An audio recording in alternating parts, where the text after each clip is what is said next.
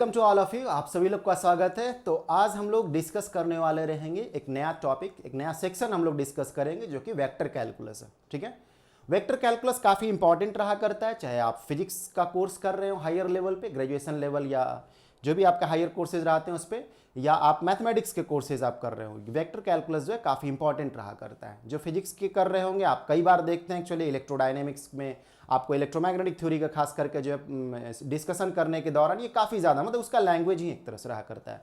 तो फिजिक्स में तो काफ़ी ज़्यादा इसका योगदान एक्चुअली रहा करता है, जो मतलब इसको आप वेक्टर कैलकुलस या कैलकुलस का इस्तेमाल करना बेहद ज़्यादा ज़रूरी रहा करता है, खास करके वहाँ पे जहाँ पे किसी चीज़ों का बदलाव हो रहा हो और डायरेक्शन का भी ख्याल आपको रखना है। ठीक है, तो कई सारे सेक्शन जैसे आपका इलेक्ट्रोडायनेमिक्स हो गया, इलेक्ट्रोमैग्नेटिक थ्योरी वाला सेक्शन जो हो गया, फ्लूइड मैकेनिक्स को भी आप हायर सेक्शन में देखते हैं तो वहाँ भी इस्तेमाल होते हैं, मैकेनिक्स वगैरह का भी जो सेक्शन रहा करते हैं वहाँ भी इस्तेमाल हुआ करते हैं। ठीक है, करंट इलेक्ट्रिसिटी वगैरह पढ़ते हैं वहाँ भी इसका इस्तेमाल होता है। कहने का मतलब जो है कि ये साइंस और टेक्नोलॉजी फिजिक्स वगैरह में जो काफ़ी ज़्यादा इसका इस्तेमाल हुआ करता है। ठीक है, और ऐसे भी आपको थोड़ा जानकारी एक हल्का सा दे रहे हैं कि कैलकुलस का जो आविष्कार भी एक्चुअली हुआ था वो फिजिक्स के ही कुछ डिस्क्रिप्शंस को करने के लिए, फिजिक्स के ही कुछ प्रॉब्लम्स को सॉल्व करने के दौरान जो है इसका आविष्कार हुआ था, या इसके इस तरह का आइडिया को जो है फॉर्म किया गया था। ठीक है, और कैलकुलस का जो खोज करने के लिए जो मेन योगदान माना जाता है वो न्यूटन का, यही न्यूटन हुए, आप पहचानते होंगे हो सकता है न्यूटन का, और साथ में लिबनिस का। हो सकता है इनके बारे में थोड़ा आप कम सुने हो। ठीक है, या आपको ज़्यादा इंटरेस्ट वगैरह यदि फिजिक्स वगैरह से रहा करता है, या आपको जो है इंजीनियरिंग वगैरह के क्षेत्र में या फिलॉसफी वगैरह से,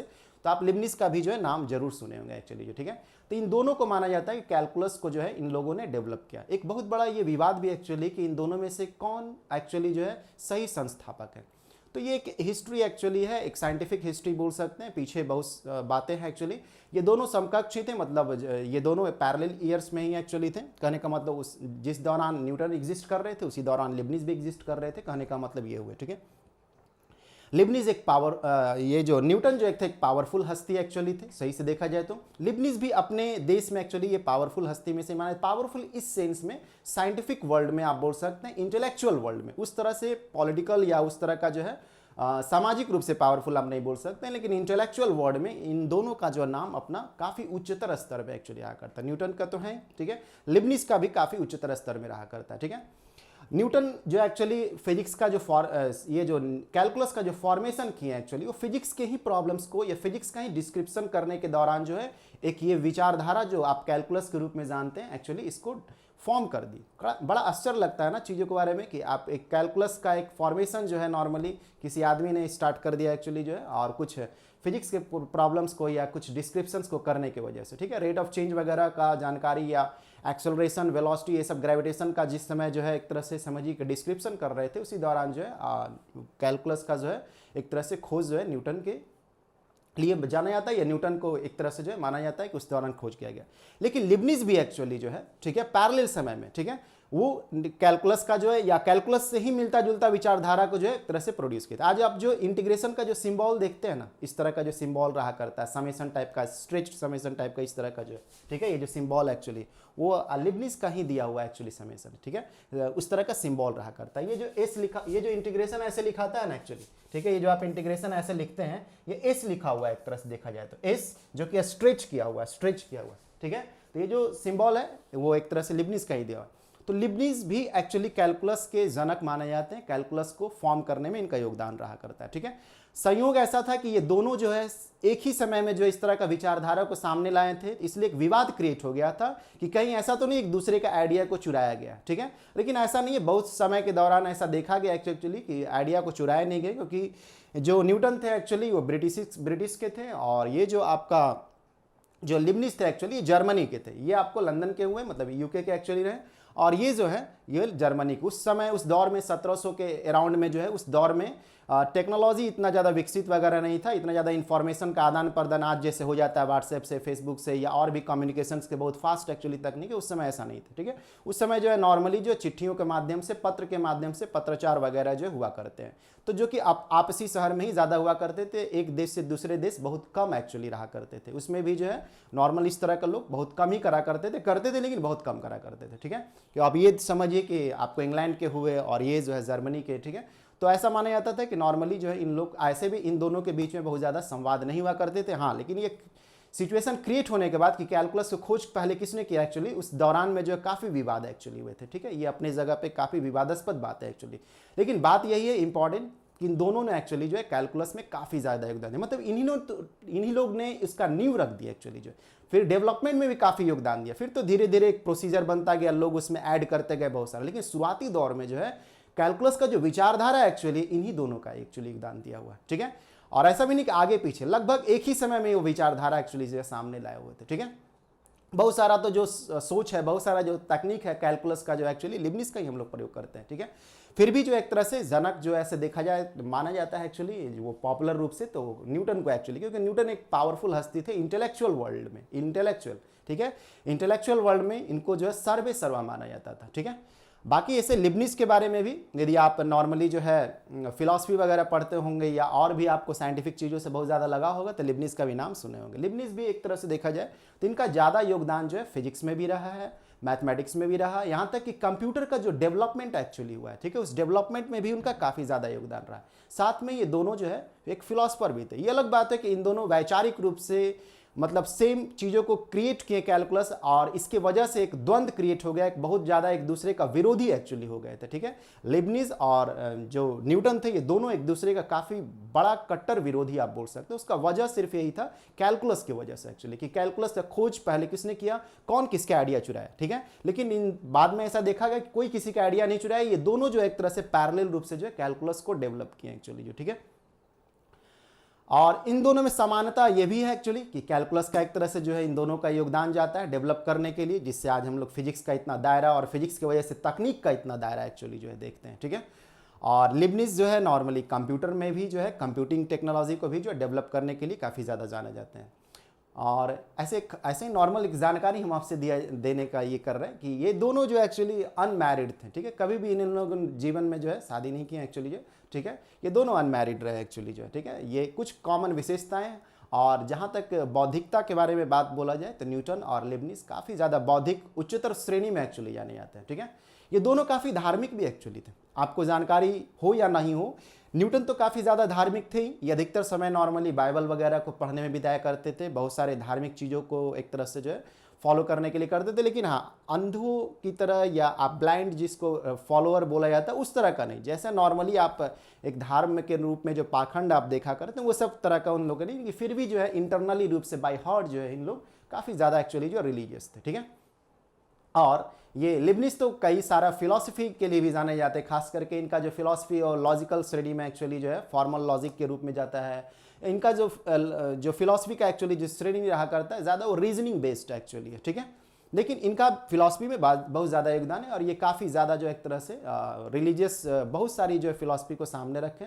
ठीक है, इनका बहुत सारे स्टेटमेंट जो है काफ़ी पॉपुलर भी आपको रहा करते, जिसमें से एक तरह से इस बात को ये कभी कभी बोला करते थे कि गॉड जो एकदम परफेक्ट बीइंग है एक्चुअली। ठीक है, और उसके जो क्रिएशन है वो भी एक परफेक्ट बीइंग की तरह क्रिएशन है। बहुत सारे विचारधारा जो ये नॉर्मली रखते थे आज के समय में काफ़ी ज़्यादा इंपॉर्टेंट भी रहा करता है। जैसे ये कई बार बोला करते थे कि जिस दुनिया को एक्चुअली देख रहे हैं एक्चुअली वो एक आप भ्रामक टाइप का आप बोल सकते, गलत तो नहीं बोल सकते, लेकिन आप एक भ्रमित सिचुएशन को देख रहे हैं, एक सापेक्षिक सिचुएशन को देख रहे हैं, निरपेक्ष चीज़ों को नहीं देख रहे हैं, बदलता हुआ चीज़ है, जो कि हम लोग रिलेटिविटी वगैरह में इस चीज़ को पढ़ते हैं कि जो भी आप घटनाएं इधर टाइम का, लेंथ का, मास का ये सब देख रहे हैं एक्चुअली जो है, या क्वांटम मैकेनिक्स में भी इस चीज़ का जानकारी दिया जाता है कि जो आप देख रहे हैं एक्चुअली सापेक्षिक चीज़ है। ठीक है, रिलेटिविस्टिक चीज़ है। ठीक है, रियलिटी एग्जैक्टली रूप से आप नहीं देख रहे हैं, एब्सोल्यूट रियलिटी को नहीं देख रहे हैं। ठीक है, तो खैर ये सब बस आपको एक इंटरेस्ट के लिए, एक साइंटिफिक टेम्परामेंट के लिए जो है इस तरह का बातें एक्चुअली की। लेकिन हम लोग मेन जो कई लोग सोच रहे हैं कि पढ़ाने के लिए वेक्टर कैलकुलस आए थे, कुछ और जानकारियाँ देने लगे, तो थोड़ा बहुत ये भी जानकारियाँ जो जरूरी, कई लोग इसको अच्छा भी मानते हैं, कई लोग इसको चाहते हैं कि ये सब चीज़ों को भी जो है जानकारी दिया जाए। ठीक है, कई लोग ऐसा मैसेज वगैरह भी करते हैं। ठीक है, कि सर कुछ जानकारी थोड़ा दिया करी जो इससे थोड़ा सा इंटरेस्ट वगैरह भी लगे और अच्छा भी लगे चीज़ों के बारे में। ऐसे ही सिर्फ आकर के जो है पढ़ाने लगते हैं ये तो बहुत अच्छी बात है, लेकिन कुछ थोड़ा और भी जानकारी, तो हम सोचे कि कुछ जानकारी ऐसे दे जिससे आपको जो है नॉर्मली पढ़ाई के ही संदर्भ में आपको जो है कई सारा एक तरह से उसको सपोर्ट मिले। ठीक है, आपका साइंटिफिक टेम्परामेंट या इंटरेस्ट एक तरह से डेवलप हो।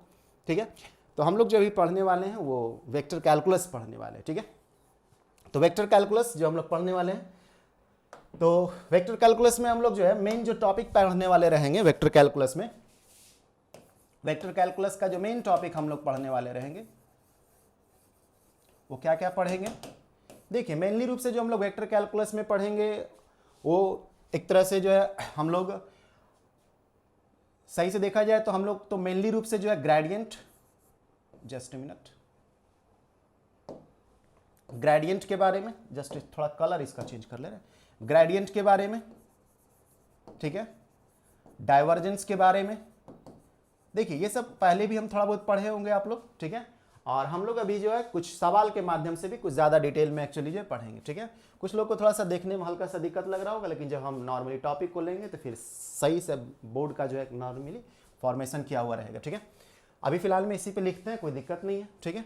ग्रेडियंट, डाइवर्जेंस, कर्ल, ठीक है, कर्ल, इस सब के बारे में, और लाप्लासियन, ठीक है। इस पे हम लोग कुछ क्वेश्चंस वगैरह इंपॉर्टेंट करेंगे जो कि सिलेबस के हिसाब से भी इंपॉर्टेंट रहा करेगा। साथ में आपको जो है वो यूनिवर्सिटी के एग्जाम वगैरह में भी काम आएंगे, कॉम्पिटिशन्स वगैरह भी जो आप भरिएगा एक्चुअली ग्रेजुएशन बेस्ड, ठीक है, उसमें भी आपको काम आता हुआ रहेगा, ठीक है। बाकी तो सब्जेक्ट को सीखने के लिए वो आपको ज़रूरी है ही। उसके बाद जो हम लोग कुछ मेन टॉपिक और जो हम लोग काम करा करेंगे वो हम लोग जो है इंटीग्रेशन जो है और डिफ्रेंसिएशन, ठीक है, डिफ्रेंसिएशन। हालांकि सबसे पहले हम लोग थोड़ा इसी सब के बारे में हो सकता है कि पढ़ें, ठीक है, डिफ्रेंसिएशन एंड इंटीग्रेशन, ठीक है, डिफ्रेंसिएशन एंड इंटीग्रेशन नहीं, ठीक है, differentiation and integration of vector function हम लोग पढ़ेंगे, ठीक है। ऐसा नहीं कि डिफ्रेंसिएशन इंटीग्रेशन जैसा कैलकुलस में पढ़ रहे थे सिर्फ उसी को लेकर के पढ़ेंगे, ऐसा नहीं। ये हम लोग जो है डिफ्रेंसिएशन और इंटीग्रेशन एक वेक्टर फंक्शन का कैसे होता है इसके बारे में हम लोग बात करेंगे। और इसी में हम लोग कुछ एप्लीकेशन भी पढ़ेंगे, एप्लीकेशन इन मैकेनिक्स, ठीक है, एप्लीकेशन इन मैकेनिक्स। ये आपके सिलेबस में भी रहता है, खास करके जो लोग मैथमेटिक्स के होंगे उनके सिलेबस में तो रहता ही रहता है। और फिजिक्स में तो इसका ज़रूरत ही पड़ता रहता है, वो आएगा सिलेबस में नहीं भी रहेगा तो इस्तेमाल होता हुआ रहेगा आपका जो है, ठीक है। तो एप्लीकेशन इन मैकेनिक्स जिसमें हम लोग वेलोसिटी वगैरह में, एक्सेलरेशन वगैरह में जो हम लोग इसका प्रयोग करेंगे, ठीक है। उसके बाद कुछ थ्योरम्स एक्चुअली रहा करते हैं, कुछ थ्योरम्स रहा करेंगे, ठीक है, कुछ थ्योरम्स, वो थ्योरम्स आपके क्या रहा करेंगे, ठीक है। कुछ थ्योरम्स हम लोग पढ़ेंगे और वो थ्योरम्स जो रहेगा, ठीक है, और उस पर सवाल वगैरह भी हम लोग बनाएंगे। वो थ्योरम जो रहेंगे वो आपका Gauss divergence theorem, Gauss divergence theorem, Gauss divergence theorem, ठीक है, गॉस डाइवर्जेंस थ्योरम। इस पे क्वेश्चंस वगैरह भी हम लोग करेंगे, ठीक है। प्रूफ वगैरह तो आपको धीरे धीरे जो वीडियोस का मौजूद होंगे मैथमेटिकल फिजिक्स वाले सेक्शन में, ठीक है। मैथमेटिकल फिजिक्स वाले सेक्शन में मैथमेटिक्स का भी टॉपिक आपको जो है डिस्कस किया हुआ रहता है, जो कि फिजिक्स में इंपॉर्टेंस काफ़ी ज़्यादा रखा हुआ रहता है वैसे टॉपिक को, ठीक है। तो गॉस डाइवर्जेंस थ्योरम, उसके बाद आपका जो है स्टोक्स थ्योरम, और इस पे सवाल वगैरह भी हम लोग यहाँ बनाएंगे, स्टोक्स थ्योरम, ठीक है। उसके बाद आपका ग्रीन्स थ्योरम रहा करता है, ठीक है, ग्रीन्स थ्योरम, और ये सभी पे बेस्ड जो है सवाल रहा करेंगे, ग्रीन्स थ्योरम, ठीक है।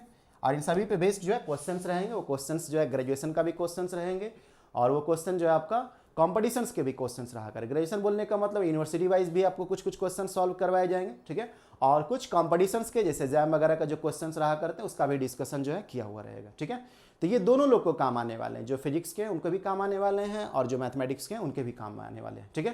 तो हम लोग इस तरह का टॉपिक को जो आगे डिस्कस करते हुए रहेंगे, और ये काफ़ी थोड़ा डिटेल चलता हुआ रहेगा क्योंकि एज ए चैप्टर हम एक्चुअली जो है सब को डील करेंगे, ठीक है। एज ए टॉपिक वाइज नहीं, एज ए चैप्टर एक तरह से इसको डील करेंगे, ठीक है। तो कुछ क्वेश्चंस वगैरह भी जो है इसमें एग्जांपल्स वगैरह भी काफ़ी ज़्यादा मात्रा में जो है हम लोग करेंगे एक्चुअली जो, ठीक है। तो आज यहीं पर रहने दे रहे हैं, फिर नेक्स्ट जो हम लोग टॉपिक वाइज जो है एक एक करके जो है हम लोग मिलेंगे और चैप्टर वाइज जो है एक तरह से उसको करते हुए चले जाएंगे, ठीक है। तो यही रहने दे रहे हैं, नेक्स्ट में हम लोग जो मिलेंगे, ठीक।